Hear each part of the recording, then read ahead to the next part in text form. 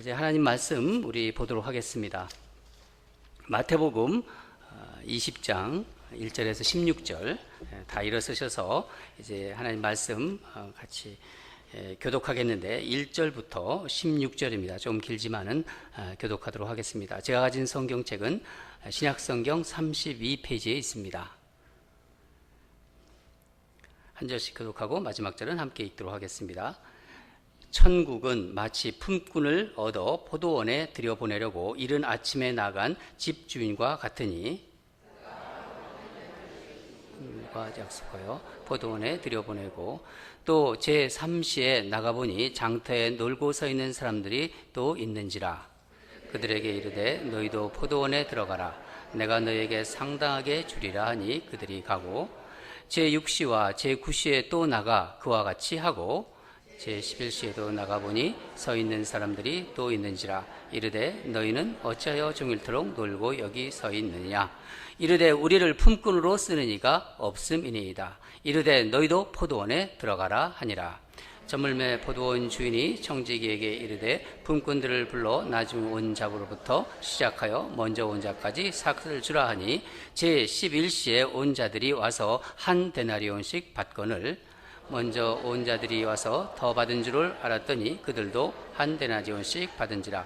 받은 후 집주인을 원망하여 이르되 나중에 온 이 사람들은 1시간밖에 일하지 아니하였거늘 그들이 종일 수고하며 더위를 견딘 우리와 같게 하였나이다. 주인이 그 중에 한 사람에게 대답하여 이르되 친구여 내가 네게 잘못한 것이 없노라. 내가 나와 한 데나리온의 약속을 하지 아니하였느냐. 내 것을 가지고 가라. 나중에 온 이 사람에게 너와 같이 주는 것이 내 뜻입니다. 내 것을 가지고 내 뜻대로 할 것이 아니냐. 내가 선함으로 내가 악하게 보느냐. 이와 같이 나중된 자로서 먼저 되고 먼저 된 자로서 나중되리라. 아멘. 자리에 앉으시기 바랍니다. 저는 여러분 기도 덕분에 한 주간 휴가 잘 다녀왔습니다. 저는 여러분 보고 싶었습니다.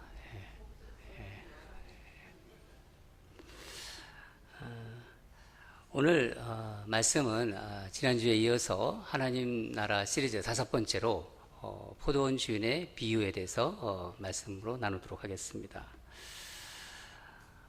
이스라엘에서 그 고대부터 중요한 그 농산물을 수확하는 나무가 여러 나무가 있지만은 그 중에서 한 셋을 꼽는다면은 감람나무가 있습니다.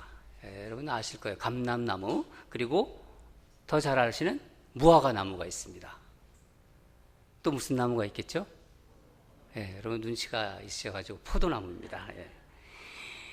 이 중에서도 이 포도는요, 이 구약과 신약에 걸쳐 아주 성경에 자주 나오는 나무지요. 포도 열매 얘기도 나오고, 포도 과실이죠. 또 포도주에 대한 얘기도 나오고, 포도나무, 또 포도나무 가지, 또 포도원에 대한 얘기도 나오지 않습니까? 특히 구약에서 이 포도나무는 이스라엘을 상징합니다. 정확하게 표현하면은 포도 열매는 이스라엘의 풍성한 구원을 상징하는 거예요. 그리고 포도원은 구원받은 백성들의 공동체를 상징합니다. 신약에 넘어와서 신약에서는 어떤가요? 사실 이런 것들이 사실 유대교의 전통인데 유대교의 전통에 더해서 예수님은 당신을 뭐라고 부르셨죠? 포도나무. 그리고 제자들을, 예수님을 믿는 자들을 뭐라고 부르셨습니까? 포도나무 가지. 그렇게 상징적으로 부르셨습니다. 우리는 지금 몇 주에 걸쳐서 계속해서 하나님 나라에 대한 비유의 말씀을 나누고 있는데 오늘 우리가 읽은 본문은 하나님 나라를 어디에 비유하고 있나요? 우리 먼저 한번 읽어볼까요? 20장 1절을 다시 한번 읽겠습니다. 시작. 천국은 마치 품꾼을 얻어 포도원에 들여보내려고 이른 아침에 나간 집주인과 같으니. 예수님은 천국을 마치 무엇과 같다고 말씀하시나요? 예? 포도원 주인, 예, 맞습니다. 주인. 그러니까 집 주인과 같다고 말씀하고 있습니다. 집 주인. 포도원 집 주인이라고 이렇게 말씀하시고 있습니다. 그런데 이 포도원 집주인은 몇 가지 점에서 좀 특이해요. 그 특이한 점을 좀 살펴보고 넘어가겠는데, 첫째는 일꾼을 부르러 나가죠. 지금 품꾼을 얻기 위해서 직접 자기가 아침에 나간 거예요. 이른 아침에 나가는 거예요. 본문 내용으로 미뤄보건대 이 주인은 어떤 작은 규모의 포도원을 경영하는 사람은 아니에요. 상당히 규모가 되는 그런 포도원을 가지고 있는 것 같아요. 이런 경우에 대부분은 주인이 직접 일꾼을 찾으러, 품꾼을 얻기 위해 나가지 않습니다. 수확이 늦어지면은 포도가 쉽게 상하기 때문에 포도원 일꾼이 필요하죠. 하지만 일반적으로는 포도원 청지기가 수확이 시작되는 아침 6시 전에 일꾼을 구하러 나가게 됩니다. 어디로 갈까요? 여러분, 우리 한번 생각해 보세요. 우리 뭐 집안일을 한다든가 이럴 때 좀 일꾼이 필요하다, 일할 사람들이 있다, 손이 필요하다. 그럴 때 보통 어디로 나가나요? 홈데포. 예. 정확하게 홈데포 어디로 갑니까? 홈데포 파킹lot. 맞습니다. 네, 주차장으로 나갑니다. 대표적인 곳이 바로 홈데포 주차장 아닙니까? 당시에는 어디로 나갔냐면요, 이 유대 사회에서는 아고라라는 아고라라는 불리는 동네 장터가 있어요. 일용직 노동자들이 그곳에 모여 있습니다. 그 인력시장을 거기서 이제 인력시장 역할을 했기 때문에 거기서 필요한 사람을 구합니다. 그곳에 직접 가서 일꾼들을 데려온 것입니다. 이 포도원 주인이 직접 했다는 거예요. 그것이 좀 특이한 점이고, 두 번째는 천국으로 비유되고 있는 이 포도원 주인이 또 하나의 특이한 점이 우리가 있는데, 아침 일찍 나가잖아요. 일찍 나가서 그날 필요한 일꾼들을 다 불러 모아서 데리고 온 것이 아니라는 거예요. 우리가 말씀을 읽었지 않습니까? 3절부터 6절까지를 보면은 주인은 몇 번에 걸쳐서 이 아고라에 나갑니다. 정확하게 몇 번에 나가죠? 한번 따져볼까요? 3시에 나가죠? 6시, 9시, 그리고 11시. 여러분, 이거 제가 이렇게 말씀드렸지만은, 전에도 이제 제가 새벽 기도에도 말씀드렸고, 주일 예배 때도 말씀드렸지만은, 이렇게 시간이 나올 때, 요즘 시간으로 계산하기 쉽게 하려면 뭘 어떻게 한다고 그랬죠? 6을 더하면 된다고 하죠. 그러면 어떻게 됩니까? 오전 9시가 되잖아요, 3시는. 그리고 12시가 되죠. 그리고 3시, 오후 3시. 거의 또 일이 끝나는 5시에 또 나갑니다. 아침 일찍 나갔다도 시간은 안 나왔지만 아침 일찍 나갔다고 나왔으니까 총 몇 번이 되죠? 5번이 되는 거예요. 5번을 이 포도원 주인이 직접 아고라에 사람을 구하러 나간 것입니다. 왜 이 주인은 처음부터 얼마만큼 사람이 필요한가? 이것을 분명히 계산했을 수 있을 텐데 충분한 인력을 고용하지 않았을까요? 그걸 다 알고, 10명이 필요하다, 뭐 20명이 필요하다. 그러면은 그 사람들을 한 번에 고용했으면 되지 않겠습니까? 특히 건장한 그 일꾼을 찾고 싶은 거 아니에요. 그 일꾼을 얻기 위해서라면 처음에 아침 일찍 나갔을 때, 오늘 본문에 일찍 나갔을 때 모두 데려와야 하지 않았겠어요? 좀 이상하죠? 이 주인이 특별히 이상한 것은요, 이것뿐이 아니에요. 가장 특이한 것은 세 번째 특이한 점인데, 이게 뭐냐면은 이 주인이 임금을 지불하는 방식입니다. 본문을 다시 한번 우리가 읽겠는데 8절과 9절을 읽도록 하겠습니다. 8절과 9절입니다. 시작. 점을 매 포도원 주인이 청지기에게 이르되 품꾼들을 불러 나중 온 자로부터 시작하여 먼저 온 자까지 삭슬 주라 하니 제 11시에 온 자들이 와서 한 데나리온을 받거늘. 한 데나리온이라고 나오죠. 이 한 데나리온은 당시 노동자 일당 하루 품삯을 말합니다. 한번 여러분 생각해 보세요. 저와 여러분이 아침 일찍부터 일한 일꾼이라고 생각해 보세요. 겨우 1시간 일한 사람이 지금 한 데나리온을 받고 있습니다. 그것을 우리가 보고 있는 거예요. 그럼 우리 마음에 어떤 생각이 들겠어요? 와, 이 주인 대단한 사람이구나. 참으로 관대한 사람이구나. 이런 생각 안 들겠어요?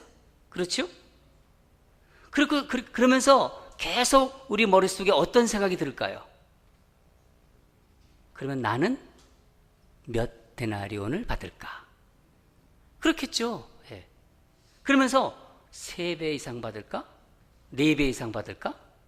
1시간에 한 데나리온을 받았다. 앞에 그걸 딱 보고 있어요. 근데 나는 아침 일찍 왔어. 3배, 4배? 아마 더 이상일 거야. 그런 기대를 하지 않겠어요? 그게 공평한 생각입니다. 그걸 뭐라고 할 수가 없잖아요. 그런데 모두에게 똑같이 한 데나리온을 지급합니다. 그 한 데나리온을 받았을 때 우리 마음이 어떨까요? 고개를 살라살라 막 흔드시죠. 예. 어이가 없죠. 어이가 없어서 어떻게 해요? 11절을 보면은 주인을 원망하고 있어요. 그리고 불평합니다. 이거 당연한 일입니다. 그렇지 않겠어요? 사실 주인은 이런 노사 갈등을 피할 수도 있었어요. 이거 노사 갈등이 생겼잖아요, 갑자기. 품삯을 줄 때 어떻게 주인이 생각을 이렇게 할 수 있잖아요. 일찍 온 사람부터 주면은 되지 않습니까? 먼저 일찍 온 사람부터 주고 그리고 받은 사람들을 빨리빨리 이렇게 나가도록. 그러면서 나중에 온 사람들한테는 한 데나리온 받은 것을 좀 말하지 말라. 그렇게 얘기할 수 있잖아요. 그걸 굳이 뭐 얘기하겠어요? 머리를 썼다면은. 근데 이 포도원 주인은 세상의 어떤 상식, 또 어떤 경제 논리로 볼 때 이거는 비상식적이고 비효율적이고 더구나 불공평해요. 누가 보더라도요. 그런데 이 포도원 주인이 비유하고 있는 것이 무엇인가요? 예수님께서 말씀하셨잖아요. 이 포도원 주인 무엇을 비유하고 있다고? 천국, 하나님 나라를 비유하고 있다는 것입니다. 그렇다면 다시 한번 생각해 보세요. 천국은 어떻게 되는 것입니까? 비상식적이라는 거예요. 그렇죠? 또 비논리적이에요. 우리 논리 좋아하잖아요. 논리가 안 맞으면 바더가 되잖아요. 또 비효율적이고 불공평하다고 말할 수 있지 않겠습니까? 여러분, 이게 예수님의 말씀이에요. 다른 사람이 말했으면 그냥 넘어갈 수 있는데 예수님께서 이 말씀을 하셨기 때문에 우리에겐 중요한 것입니다. 예수님께서는 우리가 추구하고 누려하는 하나님 나라를 이 세상의 상식과 논리가 뒤집어지는 비유를 통해서 말씀하고 계신 거예요. 우리가 지금 이 땅을 살고 있지만은 우리가 사모하는 하나님 나라, 그리고 누려야 하는 하나님 나라가 그럼 어떤 나라인가요? 이거 중요하지 않습니까? 첫 번째, 우리를 찾아오시는 하나님 나라라는 거예요. 우리를 찾아오는 하나님 나라. 집주인이 이른 아침에 나간 이유가 무엇일까요? 아침 일찍부터 나갔습니다. 품꾼을 얻으러 나간 이유가 무엇일까요? 예수님은 1절에서 그 이유를 분명히 말씀해 주셨어요. 바로 뭐라고요? 포도원에 들여보내기 위해서. 그렇죠? 네. 품꾼에 대해서는 여러 가지 의견들이 많이 있습니다. 어떤 사람들은요, 아침 일찍 제일 먼저 포도원에 들어간 일꾼들을 어떻게 보고 있냐면은 유대인들이 시각입니다. 자기들이라는 거예요. 유대인들. 선택받은 민족들. 나중에 들어간 사람들은 그럼 어떻게 되는 거예요? 이방인들을 얘기하는 것이다. 그렇게 해석하고 있습니다. 어거스틴은 우리가 알죠? 이 어거스틴은 이 비유를 어떻게 해석했냐면은 집주인은 주님이시다. 그리고 새벽에 부름받은 사람들은 어릴 때부터 예수를, 그러니까 새벽에 부른 사람은 어릴 때 부르는 게 아니라 우리가 태신자, 그러니까 모태신앙이라 얘기하잖아요. 그러니까 모태신자이고 9시에 부름받은 사람들은 어릴 때부터 예수를 믿은 사람들이고 12시에 부름받은 사람은 청장년이다. 그렇게 또 보고 있어요. 그러면 오후 3시에 부름받은 사람은 노년기에 예수를 믿은 사람들이라 이렇게 해석하고 있습니다. 그리고 오후 5시에 부름을 받은 사람들은 어떤 사람이죠? 죽기 직전에 예수를 믿은 사람. 그러니까 십자가에서 양 옆에 있는 강도 하나가 부름을 받지 않았습니까? 그 강도는 어떻게 된 겁니까? 5시에 부름 받은 거예요. 예. 이게 어거스틴이 보는 시각입니다. 어쨌든 간에 하나님은 인간을 구원하기 위해 부르고 계신 거예요. 하나님 인간을 계속 부르고 계신 것을 알 수가 있다는 겁니다. 그것도 한 번만이 아니고 보통 포도원은 어디에 있습니까? 시내에 있지 않습니다. 다 교회에 있어요. 바깥에.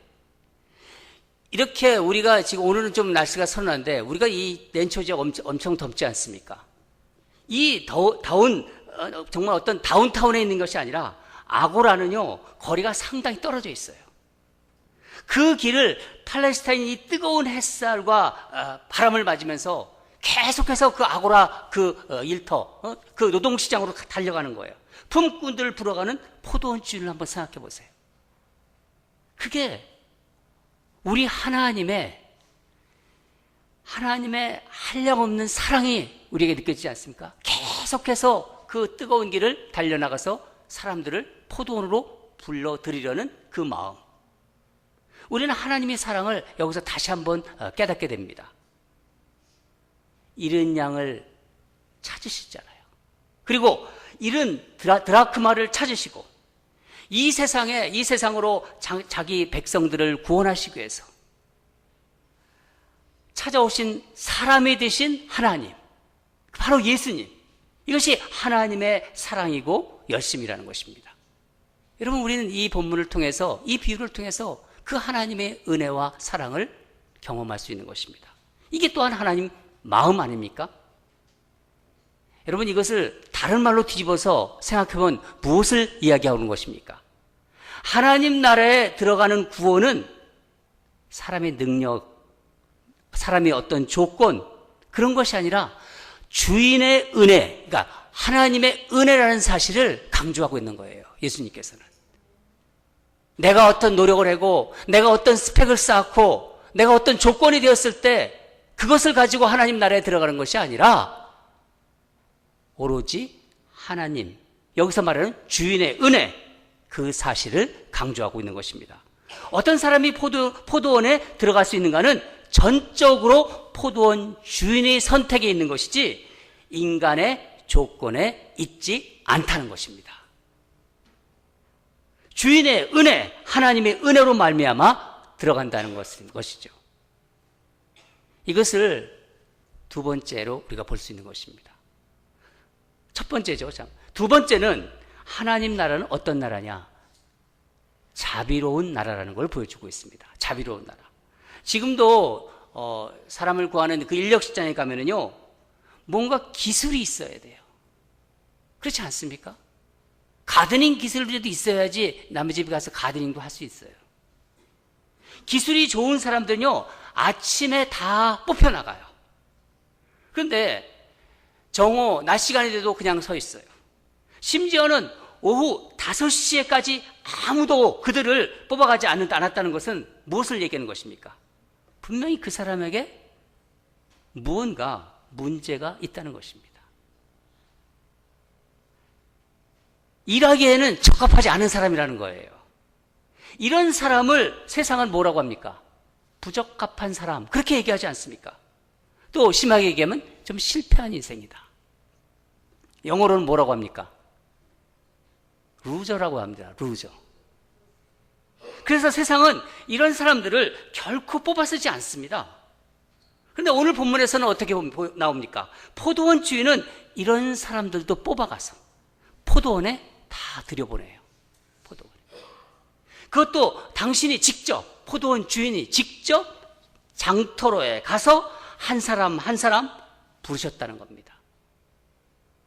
게다가 주인은요, 그 사람에게도 똑같이 기술이 있고 스펙이 좋은 사람, 그 사람에게도 한 데나리온, 아무런 기술도 없고 조건도 안 좋고 그런 사람들한테도 한 데나리온. 뭐죠? 하나님의 은혜는 공평하다는 거예요. 하나님의 사랑은 공평하다는 거예요. 이 공평함을 주셨다는 것입니다. 그것이 바로 은혜죠. 이것을 경험하는 것을 우리가 뭐라고 합니까? 우리는 내가 하나님 마음을 좀 알았어. 내가 하나님의 사랑을 경험했다. 나 오늘 좀 하나님 은혜 받았어. 하나님이 나한테 은혜 주셨어. 그렇게 우리 얘기하지 않습니까? 바로 하나님 나라는 자비로운 나라라는 겁니다. 세 번째는 하나님의 뜻이 이루어진 나라가 하나님 나라라는 거예요. 오늘 본문에는 요즘 말로 노사 간의 갈등이 보여지는 거예요. 이른 아침부터 포도원에 들어와서 정말 더운 햇살 그 아래서 종일 일한 품꾼들이 문제를 제기합니다. 무엇이 문제인가요? 내가 일한 만큼 보상을 받아야 한다는 원칙입니다. 노사 간의 갈등이 일어난 거예요. 요즘 말로. 그때부터 포도원에 들어갔던 그 처음의 행복은 이제 깨진 거예요. 깨지기 시작한 것입니다. 처음에는 나를 선택해 주신, 나를 불러주신 주인으로 인해서 마냥 고맙고 감사하지 않았겠어요? 이 중에서 나를 먼저 뽑아주셨으니까, 나를 선택해 주셨으니까. 그러면서 그것이 계속 유지되어야 되는데, 자신이 한 그 일이 양과 다른 사람이 한 일과 그 양을 비교하면서 그 받았던 은혜가 망각되는 거죠. 그리고 거기에 무엇이 들어갑니까? 불평과 원망이 입에서 터져나오는 거예요. 그 자리가 들어갔어요. 주인의 자비가 나에게 불만이 되는 순간입니다. 하나님의 은혜가, 하나님의 자비가 나한테 지금 불만이 되는 순간이에요. 상대적인 박탈감이 나를 힘들게 합니다. 저 집사, 저 장로, 저 권사 생각했을 때 내 상대적인 박탈감이 불만이 되는 거예요. 교회 전문 용어로 이거 부르는 말이 있는데 여러분들 다 아시죠? 이거 전문 용어지만은 뭐죠?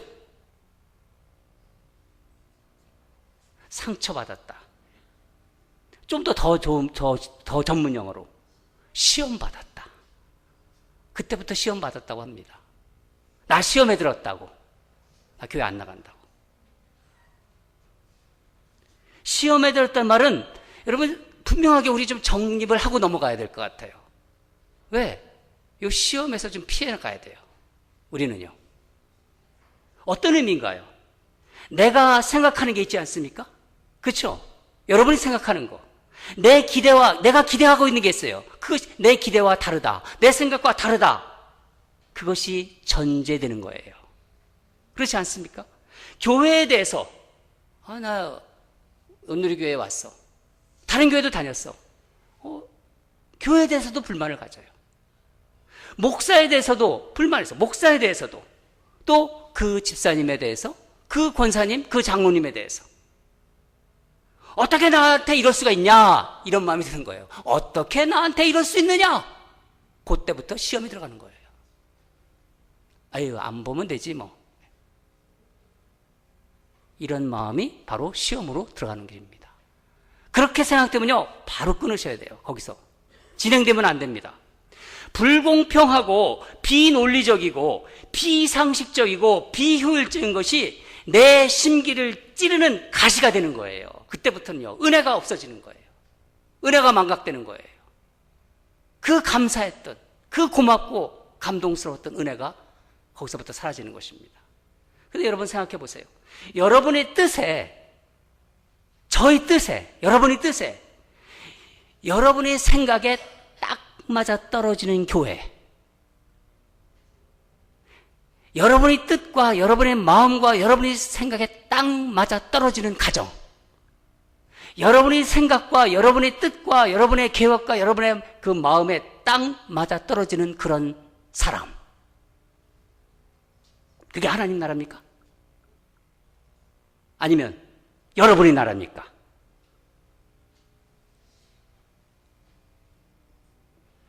저는 이 부분을 묵상하면서 생각나는 사람이 떠올랐어요. 바로 주님께서 말씀하신 탕자의 비유에 나오는 큰아들. 여러분 떠오르시죠? 이 큰아들이요, 재산을 다 탕진하고 돌아온, 아버지의 재산을 탕진하고 돌아온 거지가 되어 돌아왔어요. 거지가 들어온 동생을 향해서 잔치를 베푸는 아버지한테 뭐라고 하나요? 큰아들이 자신의 마음, 이 자기 생각, 자기 판단, 큰아들도 은혜 받은 사람이에요. 그런데 큰아들도 교회 다니는 사람이에요. 우리 요셉 말로. 그런데 어떻게 하나님 아버지한테 어떻게 토로합니까? 누가복음 15장 29절 30절 말씀인데 제가 읽어드리겠습니다. 내가 여러의 아버지를 섬겨 명을 어김이 없거늘 내게는 염소 새끼라도 주어 나와 내 벗으로 즐겨 하신 일이 없더니 아버지의 살림을 창녀들과 함께 삼켜버린 이 아들이 돌아오매 이를 위하여 살진 송아지를 잡으셨나이다. 마음에 분노가 있죠.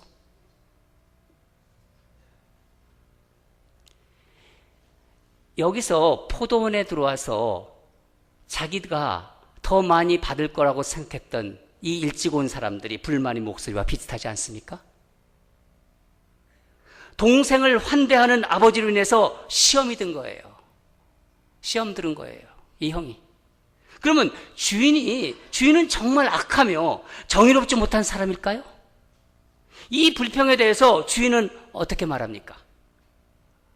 13절을 다 같이 읽겠습니다. 13절입니다. 시작. 주인이 그 중에 한 사람에게 대답하여 이르되 친구여 내가 내게 잘못한 것이 없노라. 내가 나와 한 데나리온의 약속을 하지 아니하였느냐? 주인이 어떻게 대답하나요? 나는 너희들에게, 당신들에게 잘못한 것이 없다는 거예요.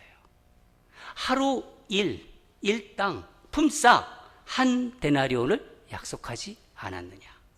그 약속을 지켰다. 주인은 법적인 계약에 충실히 지켰다는 것입니다. 여러분, 당시에는요, 이 로마법 아래에서 살고 있었는데 이 로마법에서는요, 주인에게 자기 재산에 대해서 절대적인 권한을 행사하는 것을 보장해 주었습니다. 나라가. 개인은 물론이고 국가도 간섭할 수 없는 시대였어요. 오늘날과 좀 많이 다르죠. 아무리 자기 재산이라 하더라도 자기 마음대로 배분하는 것은 분배의 정의에 좀 어긋나기 때문입니다.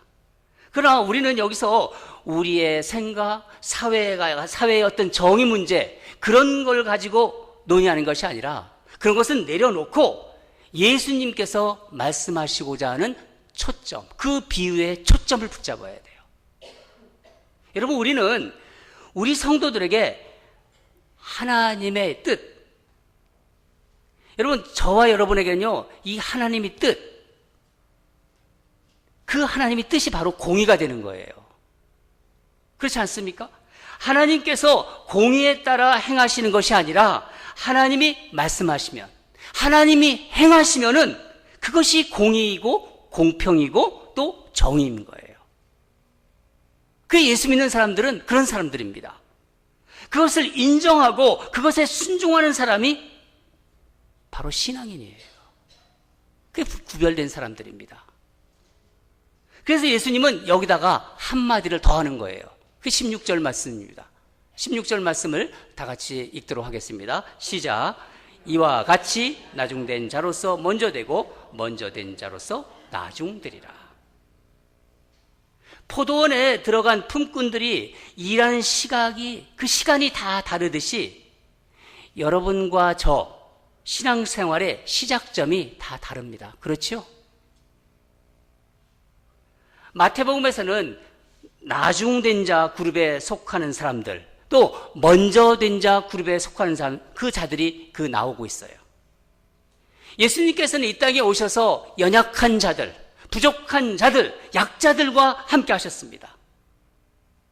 세리들과, 유대인들이 꺼리는 세리들과 함께 식사를 하셨어요. 식사를 한다는 것은요, 매우 중요한 의미입니다. 중요한 사람이고 나의 친구가 되는 거예요. 그래서 제가 여러분들하고 같이 만나는 사람들만 만나지 말고 우리 다 한 가족이기 때문에 모르는 분들과도 식사하라고 얘기하는 것입니다.